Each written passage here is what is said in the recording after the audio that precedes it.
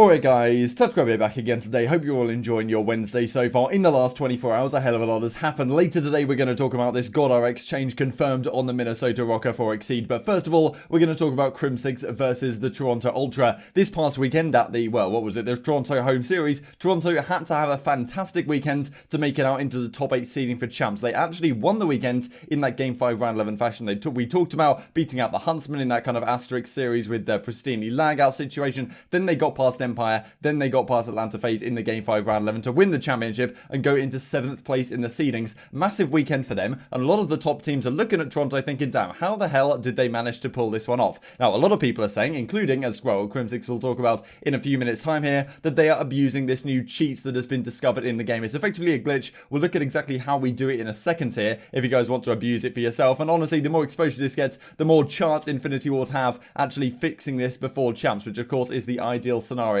albeit rather unlikely. So we'll have a look at some of the interactions in a second and exactly what some of the solutions could be with the World Championship on the horizon. Like if you guys enjoyed the video, subscribe if you're new as always, I would greatly appreciate it. Big congratulations to the top 5 from the Draft Buff Draft Royale last weekend. So Stereo, Men Taste Shots, don't know what's going on there, Snoop, Sonic Monk, actually a moderator in my Discord, so big congratulations. Irish, Wristwatch, that's a tongue twister, Butter, Pepinillo and Lowdirk with the winner, 371 score at the end of it. Crimsix and Illy, my team got crushed this time, but I did have Crimsix and Illy on there. But yeah, I didn't have a core 3 as good as Awakening, Abizi, and Priester. So yeah, congratulations. Lowdirk wins a CDL t-shirt, and I believe there is going to be a giveaway coming very, very shortly with Draft Buff in advance of the, well, Call of Duty World Championship. That's going to be coming soon. I'll let you guys know when that is officially live and everything is good to go. This is a clip from ZooMaa a couple of days ago. They're just kind of messing around in Tense here, abusing this glitch. Just wanted to share this on screen if you guys aren't too familiar with exactly how to perform this and what's going on. On purpose. I'm gonna go down on purpose. Hold on. Alright, I'm gonna start glitch.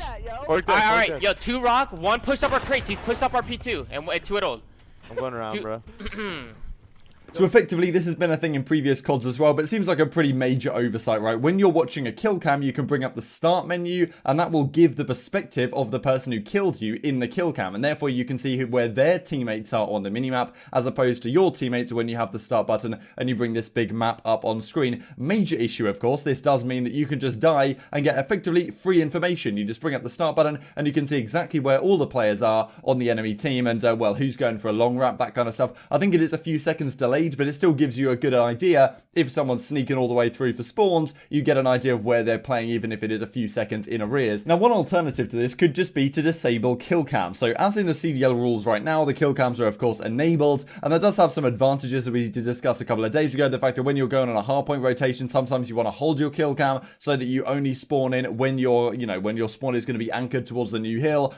Well, let's say your teammate's in a huge 1v1 gunfight for spawns. You might not want to spawn in quite yet because you'll probably spawn out given they're having the gunfight. But as soon as your teammate wins the gunfight, then you hit spawn and then you can come back. That's where like holding your kill cams and stuff actually is quite a skill gap within the game. However, if this glitch is in the case, it's probably a good idea to just get rid of kill cams entirely. Now, right now in the CDL rules, as we said, they are still enabled, so there's not really too much you can do about it. However, I think Bids on Singularity, they did like a tournament a couple of days ago, and they just set up the rules manually and disabled kill cams in that sense, which did get around the issue, but I'm not exactly sure if that's going to be entirely possible when it comes down to the World Championship. This is what Crimsix had to say a couple of days ago. Ever puke out of pure disgust while laughing while crying? Never in the past 10 years have I played a tournament with a game-breaking glitch like that. People throwing at bodies on scrap time to get info on the rotation, win the gunfight, you get scrap, lose it, you get info, then follows up with this. I'm sick and tired of trying to fix and adapt something so broken year after year. Dev support is nice, but dev support with communication and urgency on these fixes is key. I felt that if things aren't publicly said this year, then nothing will ever get done. Sorry for seeming petty. And this is kind of in reply to the tweets that he has, as we will look at right here. So yes, this happens from Classic. Classic goes out with 99 awareness, kind of joking about the fact that he, saying, oh, did I use the glitch? Did I not? Ake said a couple of days ago that, Classic this year didn't have the rampart as he did at Fort Worth last year, but this time he had the start glitch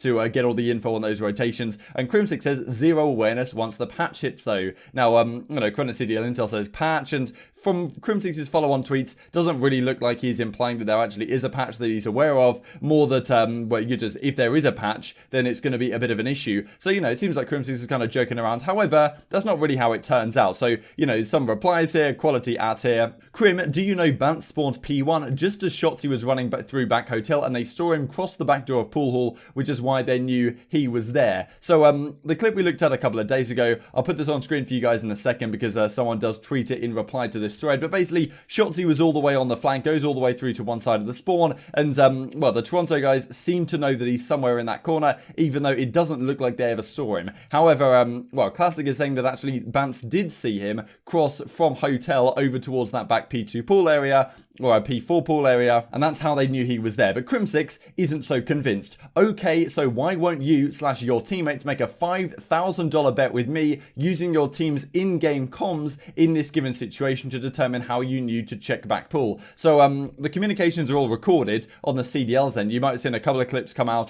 from some of their professional teams, like Accuracy did a 1v3, Subliners did a tweet that you know, had the in-game communications from that. So the CDL record everything from TeamSpeak to be used obviously if they want to do a listening, but also after the fact the comms are available maybe to look back on from the teams if they want to look into some comms and see where you know, where they messed up, maybe look back on some mistakes, something like that. And also if the teams want to use them for any highlight clips as we just talked about. Now, well, we'll have a look at that exactly how it works in a second. Attach said, we're not going to teach Dallas how to play Anthony MattG methods. You know, he's talking about here when methods when he was on the OpTic team in Black Ops in World War II even, when Crimsix apparently, like, basically methods went outside his door and Crimsix had left this book called, like, the Mind Gym outside there. So I think that's what that's a reference to. And then we see further on from thread with this one. So this guy comes back again. Why exactly do you need that? It looks pretty obvious that they saw him here. The back door was already open. Kind of what he's saying here is that Shotzi, this little white arrow, should be able to be seen by the Toronto guys, but the problem is, like, this line of sight doesn't really exist because you know, the pillars and stuff in the way down in bottom pool hall. Anyway, Crimsix does some further replies to this and just basically just gives up in the end, and then we see this. So yeah, replies from Classic once again. This is kind of the video, and well, Crimsix did a reply to this as well, but effectively what this video is trying to imply is that you know, on this rotation, so you can see Shotzi going on the really long flank, he apparently maybe gets spot, maybe he doesn't. It kind of does look like, especially the way they challenge this, the fact that they just threw the first guy out there to die and Bance ended up getting the trade, seemed like they kind of knew he was in this position already, and it's pretty rare, to be honest, for, as you can see right here, like, they immediately get that trade, and it was just a strange situation that they would happen to check that, given they really shouldn't have known he was there. They shouldn't really have had an idea to see him, but maybe they did. Classic saying that they did actually see him and Bance called him out. We won't really know what happened until we get some well, some announcement, or maybe the communications do finally go public. And then the discussion here is that later in this clip, Classic just has no idea where they are and is kind of looking all over the place and can't really tell, as you can see right here. So Classic in the middle, like, he gets a couple of kills front, but then as he comes out of this hard point towards the next one, he seems to have really no idea what's going on, and he's kind of looking around, and then maybe, you know, the communication is potentially they got some sort of call out because of someone died and looked at the minimap and all that kind of stuff. This is just something which you really shouldn't have to deal with. And then this is the reply to this. Sick ass route there, Nick. So talking about Classic, I expect an apology when I get the comms, fat neck. Get the comms, then let's talk. So this is kind of where it finished off for the day. Crimsix eventually went through and deleted a lot of these tweets. And then he also deleted this tweet, so there was a thread with Bance, and Bance was saying, look at this clip. Doesn't it look like the Dallas Empire actually knew where our guys were and were using this advantage? And, well, Crimsix was then saying, okay, well, that's not the case because of XYZ reason. And Bance came back saying, okay, look at this clip. Maybe doesn't that look a bit suspicious? And basically saying that there's a lot of clips that look suspicious for various reasons, and it's impossible to tell really whether something's being used or something is not. So this is what Crimsix finally said before everything got deleted. We all look like idiots bringing this up. I'm just trying to get the game fixed before champs. I don't care if you guys used it or not, since it wasn't against the rules. I'm just trying to prove to the important people, i.e. Infinity Ward, Activision, whoever, the CDL, that this is a game-breaking glitch and needs to be fixed. Then we kind of got this as well from Attach and ZooMaa, so a bit of a copy-pasta here. You guys are by far the most annoying team to play. Constant delays, late every time. You're dragging camels after every map while we sit here twiddling our thumbs. I expect more at the 30 plus time or however many you have. And yeah, Crim talking about our CDL required interviews. It wasn't me this time after map 1. Yeah, this back and forth with Attach. You got this one as well with a seam saying, don't forget the 10-minute heater break after a Mazza hard point. And you know, have you ever been hit with the Crims walking his dogs yet? So yeah, talking about how Dallas aren't always on time, just as a follow-up to this whole situation. But I'm intrigued to hear your thoughts on this down in the comment section below. Do you think teams are actually using this? I think it's certainly possible that they are, but how is it possible to police, right? If you see a suspicious clip, does that mean a team's using it? What do we even do as a consequence of that? If this can't get fixed, and I really hope it can, like, it's not been in the last few Call of Duties, you have to go back to like Modern Warfare 2 until this was really last a thing that it was able to do. I'm sure it could be possible to be fixed. However, we have not too many weeks until the playoffs before champs.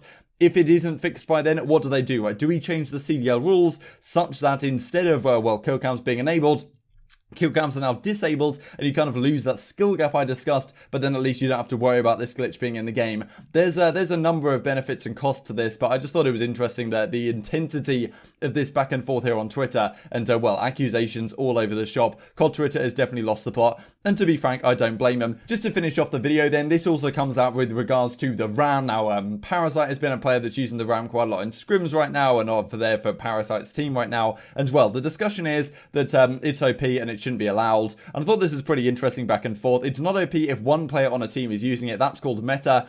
When a person gets kills they wouldn't otherwise get with an M4 or an MP5, that's called OP. You know, I don't really understand this definition, because then every single sniper rifle is OP, because, well, okay, you kill in one bullet, like, that's not the same as an M4 or an MP5. You know, Looney then comes in, most blasted tweet of 2020. That's not how you determine if a gun is OP. The M4 is doing the same, getting kills that the RAM wouldn't. If not, then the M4 wouldn't be used, and every AR would be RAM over M4. This guy literally is smoked by definition, or the logic is smoked by definition. The MattG would have been GA'd last year. Why do you have one dedicated RAM player instead of 5? So the RAM is supposedly viable, at least according to Parasite. He quite likes using it a fair bit. And well, Temp then replies, "Give me the class, big hacky, quick." I said, "Go to my Twitch here, you know, !RAM. That's what I use, but people do things different. Wow, this gun is heat. Or OP. I wonder if we'll ever see the RAM. Highly unlikely, to be honest. The pros seem pretty set in their ways. But yeah, certainly something which was potentially viable. And well, apparently it's so good to the point where some people are calling it to be GA'd, which obviously is an absolute classic. Hope you guys enjoyed the video. Like if you did, subscribe if you're new as always. I'll be coming out later today with this GodRx announcement video from the Minnesota Rocket. I'll see you then. Thanks for watching, and I'll see you next time.